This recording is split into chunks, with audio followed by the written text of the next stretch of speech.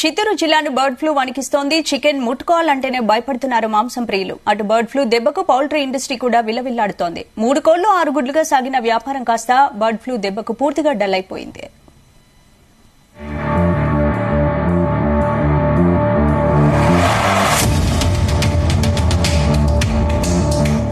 ఆంధ్రప్రదేశ్ లో bird flu కలకలం రేపుతోంది. నెల్లూరు జిల్లాలో బయటపడిన ఈ ఫ్లూ ఇప్పుడు చిత్తూరుకు అంటుకుంది.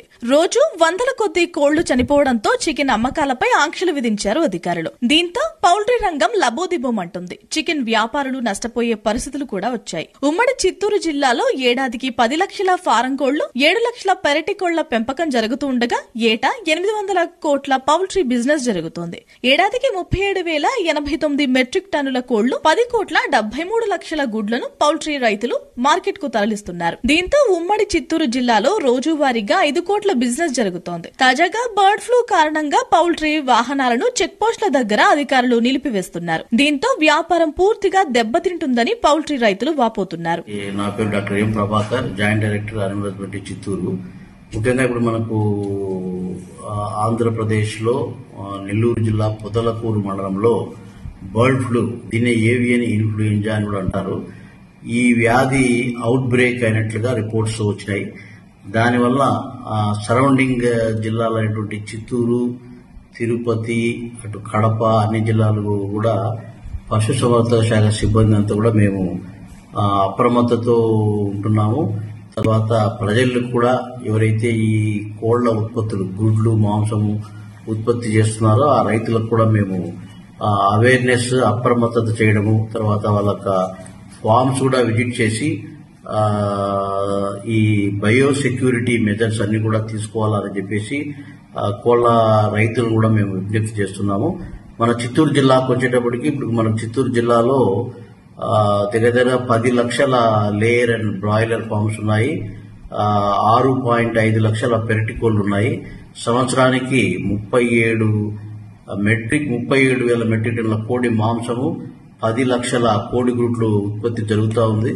రోజువారీగా చిత్తూరు జిల్లా నుంచి బెంగళూరు, పాండిచ్చేరి, చెన్నైకి కోళ్లు, కోడిగుడ్లను ఎగుమతి చేస్తున్నారు. బర్డ్ ఫ్లూ కారణంగా ఎగుమతులు లేక తీవ్రంగా నష్టపోతున్నారు. పౌల్ట్రీ ఉత్పత్తులను తమిళనాడు, కర్ణాటక రాష్ట్రాలు అనుమతించకపోవడంతో ఇబ్బందికరంగా మారింది పరిస్థితి. మరోవైపు బర్డ్ ఫ్లూ నేపథ్యంలో అధికార యంత్రాంగం అప్రమత్తమైంది. చిత్తూరు జిల్లాలో 31 ర్యాపిడ్ టీంలను ఏర్పాటు చేసింది. పశుసంవర్ధక శాఖ ద్వారా ప్రజల్లో అవగాహన కల్పిస్తున్నారు. బర్డ్ ఫ్లూతో నష్టపోయిన తమను సర్కారు ఆదుకోవాలని కోరుతున్నారు పౌల్ట్రీ రైతులు. బర్డ్ ఫ్లూ మరింతగా వ్యాప్తి చెందకుండా చూడాలంటున్నారు. ముఖ్యంగా ఈ జబ్బులో ఏమంటే కోళ్లలో విపరీతమైన తలవాపు, తర్వాత దగ్గు, జలుబు, ఆయాసము, తుమ్ములు ఉంటాయి.